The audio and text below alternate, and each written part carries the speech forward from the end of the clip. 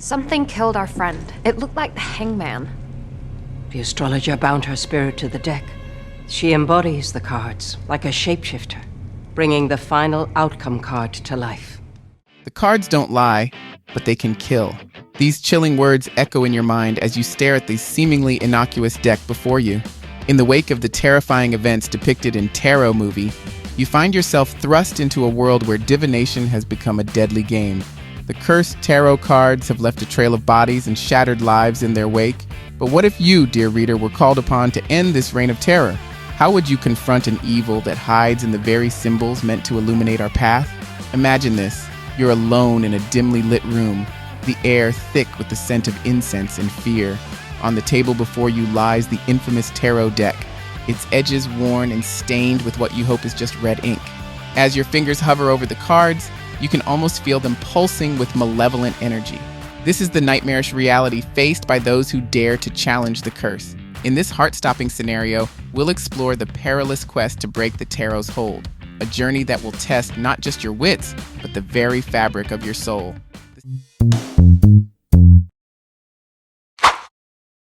The stage for this horrifying quest is set when a group of college friends, Haley, Grant, Paxton, Paige, Madeline, Lucas, and Elise, rent a Catskills mansion for Elise's birthday. Seeking distraction from the tension of Haley and Grant's recent breakup, they discover a strange old tarot deck in the basement.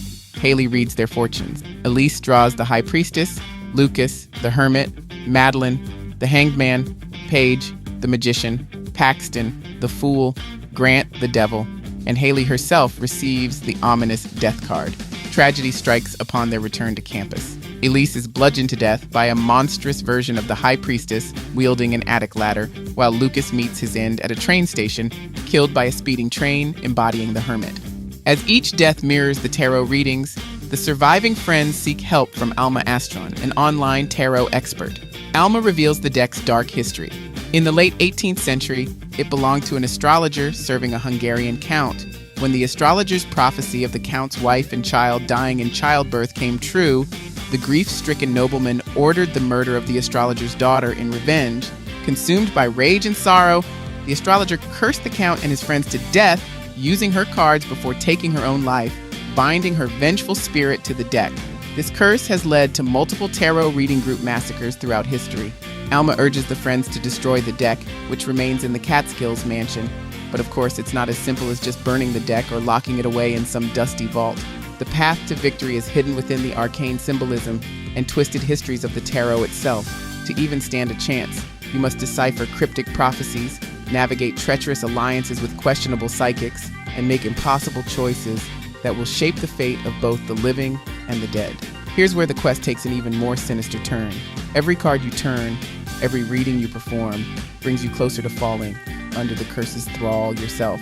The temptation to use the card's power for your own ends grows stronger with each passing hour. Let's break down this terrifying scenario and explore how one might survive such a nightmarish ordeal. First, we need to understand the components of this deadly game. The cursed deck itself serves as both your greatest weapon and most dangerous enemy.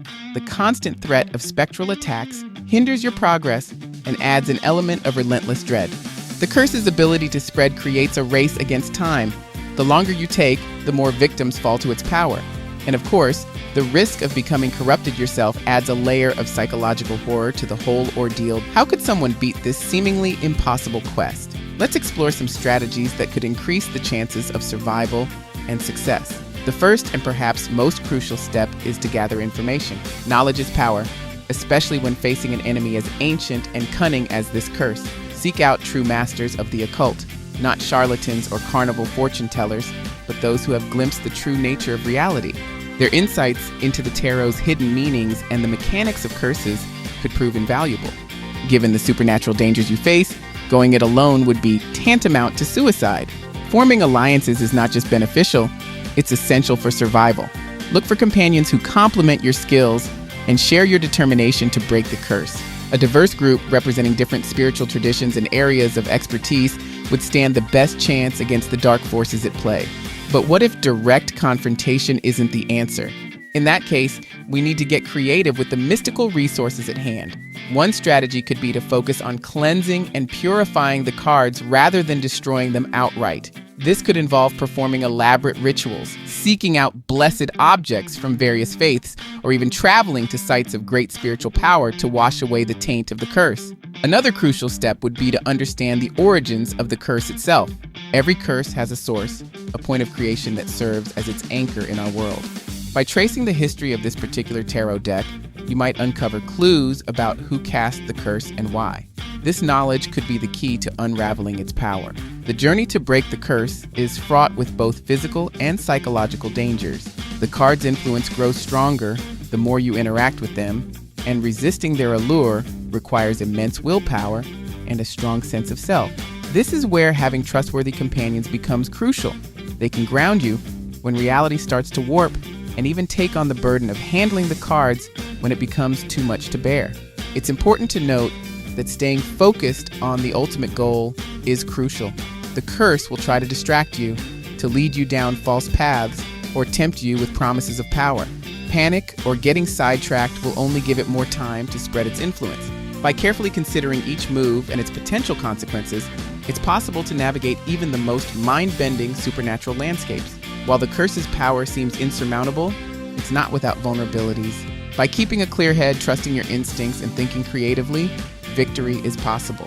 Whether it's using the card's own symbolism against them, exploiting loopholes in the curse's rules, or finding ways to turn its power towards purification, there are always options, even in the darkest of times. Remember, the key to beating any seemingly impossible challenge, even one as daunting as a cursed tarot deck, is to understand its true nature and then find ways to overcome it. In this case, that might mean looking beyond the obvious solution of destruction and considering all possible avenues of breaking the curse's hold. It's a grim scenario, to be sure, but one that demonstrates the incredible capacity for courage, wisdom, and hope in the face of overwhelming darkness. I'd love to hear your thoughts. How do you think you can beat cursed tarot cards? Share your ideas in the comments below. Thank you so much for watching. If you enjoyed this video, please give it a thumbs up and subscribe for more exciting content. Until next time, my friends, have a fantastic day